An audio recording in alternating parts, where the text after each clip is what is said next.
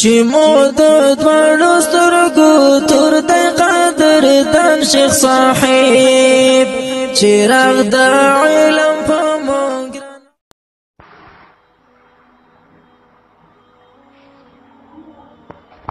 وعلیکم السلام ورحمت الله وبرکاته. سوال دا دی چې بعض خلک یزید ته د کفر نسبت کوي او څوک یو نسبت وته کوي څوک بل. آیا دا خبره صحیح ده؟ جواب دا دی چې دا خبره صحیح نه ده، ځکه د دې باره کې یو قاعده ده د اهل سنت والجماعت عقیده زده کول پکار دي. دا د کفر فتوی دا د شیعهګانو روافضو کار دی او د خوارجو کار دی. د پخوانه د صحابه کرامو د نیکانو خلکو تکفیر دا خلک کوي. د اهل سنت والجماعت عقیده هغه دا ده کوم چې حدیث د رسول الله صلی الله علیه وسلم کې راغلی د ابو داود د انس رضی الله تعالی عنہ په روایت سره دی وی چې رسول الله صلی الله علیه وسلم فرمایلی دي چې ثلاث من اصل الایمان، درې خصلتونه دي چې دا د ایمان اصل لی بنیاد دی. اول نمبر الکف عمن قال لا اله الا الله، کوم سړی چې د لا اله الا الله اقرار کوي هغه سره بالکل داغه نه بندیدل، خپل جبم داغه نه بندول، د ضرر داغه نه، خپل لاسم داغه سره جنگ او دشمنی بالکل ختمول. دا یو اصل شو. دویم اصل د ایمان دا دی چې لا تکفره بذنب، مسلمان با په ګناه باندې نه کافر کې سوا د شرک او کفر نه. چې شرک او کفر ته نو شو کفر به وخت سرګن شي نو ټیک ته بیا، او چې نی دا نو په عام ګناونو سره مسلمان ته عام ګناونو کې راځي زنا، عام ګناونو کې نشه، قتل، اگر چې د دې عذاب شته دی دنیا او آخرت کې او جرمونه دي سنگین سنگین، الله رب العزت په وسره خپل حساب کوي. خو لیکن په دې عام جرمونو باندې خلکو له دا حق نشته چې د کفر نسبت وته وکړي. د الله نبی فرمایي لا تکفره بذنب، په ګناه باندې به داسې سړی نه کافر کې. ولا تخرجه من الاسلام بعمل، او نه به وباسي د اسلام نه په یو عمل باندې، د اسلام نه په یو عمل باندې به نه وباسي. او بل دا دی چې والجهاد ماض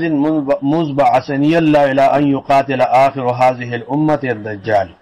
جهاد به جاری وي د هغه وخت نه چې زه الله را لېږلم تر دې پورې چې آخر د دې امت په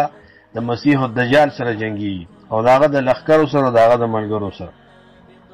اوس دې حدیث کې د ایمان او د اسلام دا دوه اصل دي چې کوم سړی د لا اله الا الله کلمه وي هغه نه به جبم بند کې، داغه نه به لاسم بند کې، هغه ته په هیڅ یو سبب سره ضرر نه رسي. او دویم اصل دا دی چې مسلمان به په ګناه باندې نه کافر کې،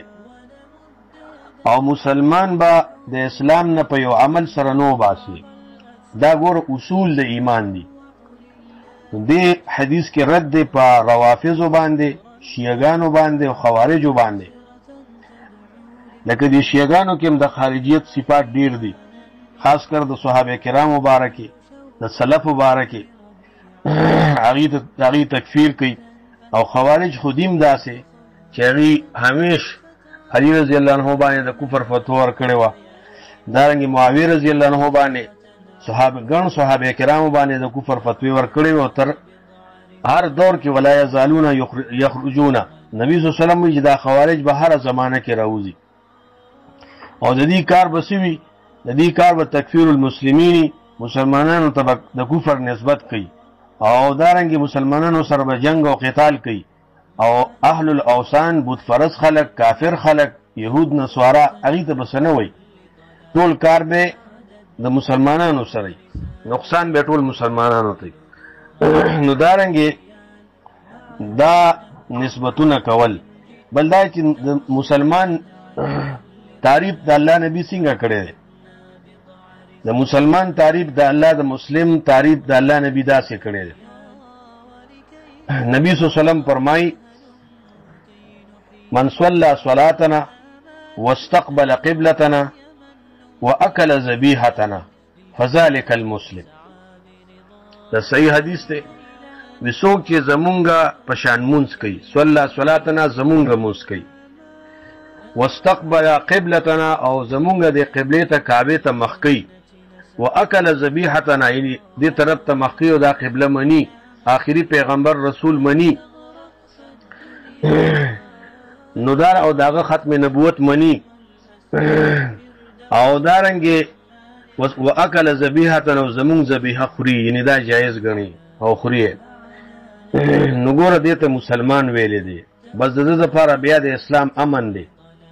دنه جب او لاس ضرر هر سبب بندي او دې سره د دین ضرورت ټول منی دغه چې د دین د ضرورتو نه انکار وکړي هغه مسلمان نشي کېږي د دین چې کوم ضرورت دي عقاید دي هغه به سره منی چې د دین د ضرورتو نه منکر ني او مونږ کوي عقیده توحید دا کلمه وي بس مسلمان دی بیا باقی پاتې شو ګناونه نو په ګناونو سره د اسلام نه نوزي د خوارجو مسلک په دې کې داري چې سړی ګناه وکي نو د اسلام نه اوته کفر کې داخل شو هر ګناه چي وي او د معتزله مسلک په کې داري چې سړی ګناه وکي نو د اسلام نه اوته کفر کې داخل نه دي المنزله بین المنزلتين د ایمان او د کفر په منځ کې یو اسلام او کفر په منځ کې یو بل مرتبه وي دا اوس نو ځان او د اهل سنت والجماعت عقیده دا چې سړی ګناه وکي چې کفر بواحت نه ني صادر شوی د دین ضرورت منی الله منی رسول منی قیامت منی آخرت منی کتابونه منی کعبه منی دا ټول خبره منی ضرورت د دین نه منکر نه دی خو یو ګناه او خطا ته نو شو ګناه ته نو شو کاغه کبیره ګنام ده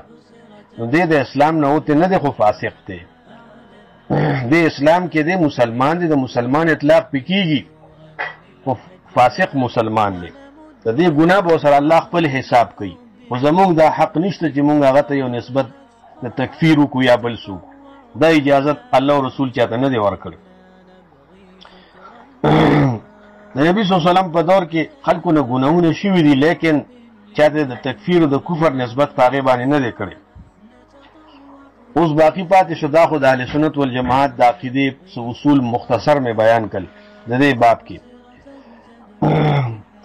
بعض خلک د یزید په باره کې چې دا کوم خبرې کوي نو یزید څوک دی یزید د معاویه رضی الله عنه زوی دی د صحابي رسول زوی دی او معاویه صاحب څوک دی معاویه صاحب هغه صحابي دی چې کاتب الوحی دی د الله نبی په دومره اعتماد چې د وحی کاتب او لیکون کې ګرځولې منشي ګرځولې یزید خپل فتوحات هم کړی دي او باقی دا قتل دا نور صفات هم شته دي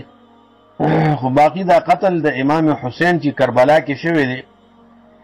نو اول خو امام حسین رضی الله عنه چې کربلا ته راغلی دی ناغه سره د کوفه والو خلکو غداری کړی دا دوکې وسره کړی دي عبد الله ابن عباس او داسې نور صحابه ورته چې زما بس خروج مکه د بادشاہي وخت نو زمال ته کوفه والا خلک ګوره وفا نه کوي بیا الته کې اتفاقا واقع راغلی دا کربلا کې چې هغه شهید شوی دی سره دا خپل ملګرو کسانو لیکن تاریخ لیکي چې د یزید په کور کې 3 ورځې ماتم او غم په دی باندې او یزید خپل کمانډر ته دا سوال جواب ورلګو چې د مرجانی زوی ته خو ما نو ویل چې دی قتل کا ما دته داسې اډر نه دی ورکړي دا خو ډېر غلط کار وکړو نو د دې د نسبت یزید ته په دې اعتبار سره کیږي چې داغه په بادشاہ دور کې شوی دی خو لیکن یزید د امام حسین په قتل باندې نو راځي بهرحال کچرته څوک دا وایي چې او دغه شی داسې ثبوت خو په تاریخ کې نشته دی خو لیکن بیا هم قتل لی په قتل سړی نه کافر کیږي په قتل باندې د دایره اسلام ظالم وتویل شي قاتل وتویل شي چې چا قتل کړي اول خو چې په ثابت شي علي او چې چا قتل نه کړي لکه دی حکومت کې یو کس پولیس یا دارنګ یو افسر څوک مړ کینو بادشاہي وخت تداغي اطلاع ویا بنوي نو دغه رنګې هغه وخت کې خدا سي د رسایې د رسیدو د اسباب هم کمو. نو یزید چې دی هغه د امام حسین رضی الله عنه په قتل باندې خپاو او باقی که څوک خامخا وینو په قتل باندې هم سړی نه کافر کی، اسلام د درې نه وځي نه. دا عقیده د هغه په باره کې د روافضو شیعګانو او د خوارجو عقیده ده. الله دې مونږ ته د اهل سنت والجماعت او د قرآن او د سنت صحیح عقیده نصیب کړي. سلام.